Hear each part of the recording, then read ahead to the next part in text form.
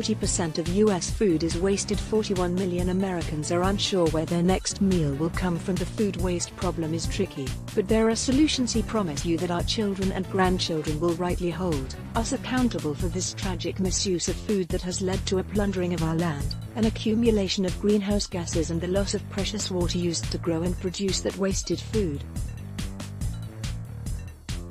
I didn't get into journalism to become an advocate for anything. In fact, the more I learn, the more I realize I still don't know. So it is not my nature to be so certain that I become dogmatic and categorically convinced that I am right. Yet after 17 years of traveling the world reporting on both natural and man-made disasters, this particular issue has haunted me more than most. And I now know it is one we can absolutely solve. The most emotional story I have ever covered, witnessing mass hunger and starvation during the 2011 famine in Somalia, was the most emotional story I have ever covered. To this day, to speak about it, my chest tightens, my eyes redden, and I can't hold back the tears. It gets to me because it was senseless and so unceasingly brutal to watch. Also, I hate to feel helpless, which has gotten me into trouble at times as I dive headfirst into situations wanting to do something, anything, to try to help. During that famine, the UN estimates that more than 250,000 people died for lack of food, and there was nothing meaningful I could do about it. What is happening in the United States is not a famine by any means, but it is a lot worse than people tend to realize. Despite gains in employment and economic growth, many people you probably know have never really recovered after the recent recession. They're your friends, neighbors and colleagues, and a significant percentage of them are staring down empty cupboards and refrigerators.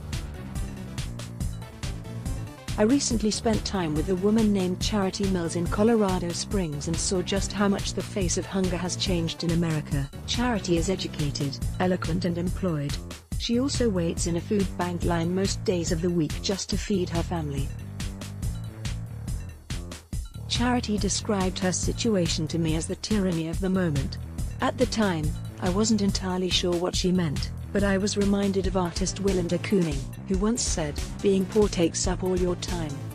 It's true. Today, 41 million Americans aren't sure where their next meal is coming from, and for them, it is all they can think about.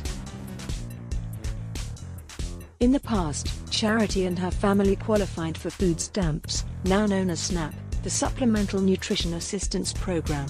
They used to get $963 a month for a family of 7, which is about $4.58 a day per person. But nowadays, Charity and millions of other Americans find themselves in an unforgiving middle ground, not benefiting from the recent improvements in the economy but having their benefits slashed nonetheless. With her husband back in school and Charity back at work, her family is still food insecure but no longer able to qualify for food stamps. The reality: they are now dependent on the generosity of others to eat. How we can fix this problem? Luckily, Americans are among the most generous people on earth.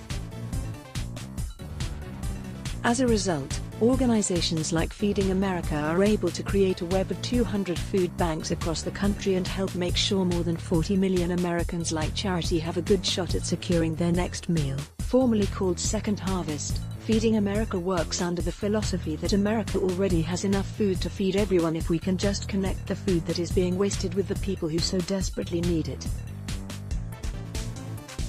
As with most things, this is trickier than it appears. First off, for big businesses to simply donate food, they have to spend money. They have to package it, ship it and store it or refrigerate it properly. Without organizations like Feeding America, it is often easier and cheaper for companies to throw out the extra food.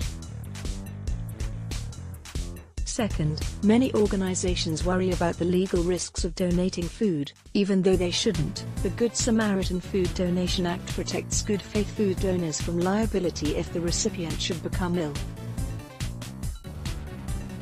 Finally, most of us consumers often trash our food much earlier than we should because of somewhat arbitrary use by and sell by dates. These dates aren't even required by federal law, except for infant formula, and have nothing to do with safety of the food. You can eat your eggs more than a month after purchase, even though the use-by date is much earlier. Unless your produce is clearly spoiled, it is still fine to consume. The expiration dates in this case are more an indication of freshness.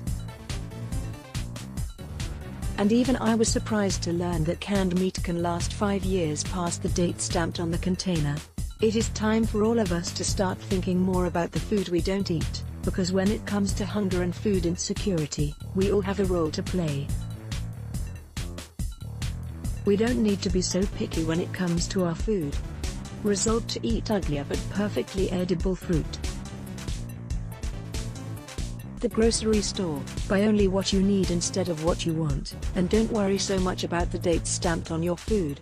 And when you think of throwing food in the trash, remember Charity Mills and the tyranny of her moment. I am not asking you to turn your world upside down or even to make tough sacrifices. Simply cut down your food waste, and I am convinced we can successfully feed charity and the rest of America.